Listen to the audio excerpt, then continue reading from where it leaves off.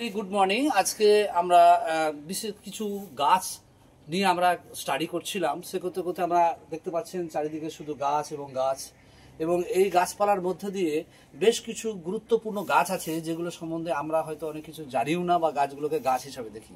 তার মধ্যে এমন একটা গুরুত্বপূর্ণ একটা ছোট্ট গুল্ম জাতীয় গাছের কাছে আমি দাঁড়িয়ে আছি।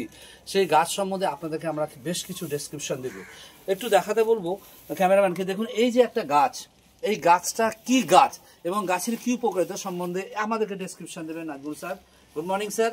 স্যার আমি দেখতে পাচ্ছি এখানে কিছু গুল্ম জাতীয় ছোট ছোট গাছ আছে, কিন্তু আমি জানি এইসব গাছগুলো প্রচুর উপকারী গাছ। এই গাছটা কি গাছ, এর উপকার কি সম্বন্ধে একটু আপনি যদি জানান দর্শক বন্ধুদের। Good morning. এই গাছটা হচ্ছে দেখুন আমাদের বাড়ির আশেপাশে অনেক আগাছা থাকে, সেগুলো অনেক ভেষজ গুণ থাকে, সেটা আমরা জানি না। এই গাছটা হচ্ছে আপনার গাছটার নামটা তুলে দেবেন, পুনর্নভা। এটা শ্বেত পুনর্নভা। ইয়েস, এই গাছটা এটার যে বোটানিক্যাল নেম, বৈজ্ঞানিক সম্মত নাম হচ্ছে বোরহাভিয়া ডিফিউজা বা পেনানকান্ডি। তাহলে আমি বুঝতে পারলাম গাছটার নাম হচ্ছে শ্বেত পুনর্নভা বা পুনর্নভা। এবার এই গাছের কি কি উপকারিতা আছে একটু সাহায্য করুন। এই গাছটা দেখুন, এই গাছটা আমি একটু ক্লোজলি দেখাতে বলছি। এই গাছটা দেখুন এরকম। এই গাছটা আমরা যদি খাই, স্যালাডে খেতে পারি, এটা আমরা শাক হিসাবে খেতে পারি। এর প্রচুর ভেষজ গুণ আছে। ভেষজ গুণ বলতে দেখুন যদি কোথাও জ্বালা করে, প্রদাহ যেটা ইনফ্লেমেশন, হয়তো আপনার কোথাও কেটে গেল, এর রসটা আপনি যদি করে এখানে লাগিয়ে দেন তাহলে কিন্তু অনেক আপনি উপকার পাবেন।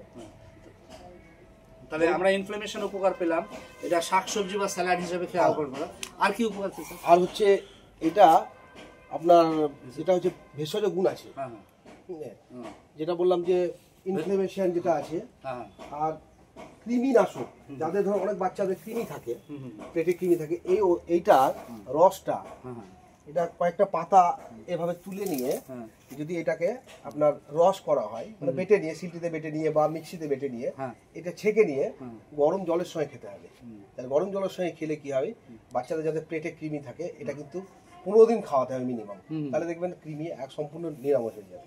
Thank you very much sir. তাহলে দেখুন আমরা আমাদের পায়ের কাছে, বাড়ির পাশে, ছোট্ট বাগানের পাশে এই এত ছোট্ট গাছ, কিন্তু তার কি গুণাবলী, তার কি উপাদান। স্যারকে অশেষ ধন্যবাদ যে আমরা জানতে পারছি এই গাছটা আপনাদের 3টি উপকার স্যার আমাদের সামনে তুলে ধরলেন। একটা হচ্ছে ইনফ্লামেশন থেকে দূর করে, শাকসবজি বা স্যালাড হিসাবে খেতে ভালো লাগে এবং কৃমি দূর করতে অনেক সাহায্য করে। তাহলে এই গাছটা আপনারা যেখানে দেখতে পাবেন এই গাছের উপকারিতা নিয়ে, আপনারা এই গাছের এই উপকারিতা নিয়ে আপনারা এই গাছটাকে সেবন করার চেষ্টা করবেন, গাছটাকে যত্ন করবেন, ভালো রাখবেন, সুস্থ থাকবেন। Have a nice day. Thank you.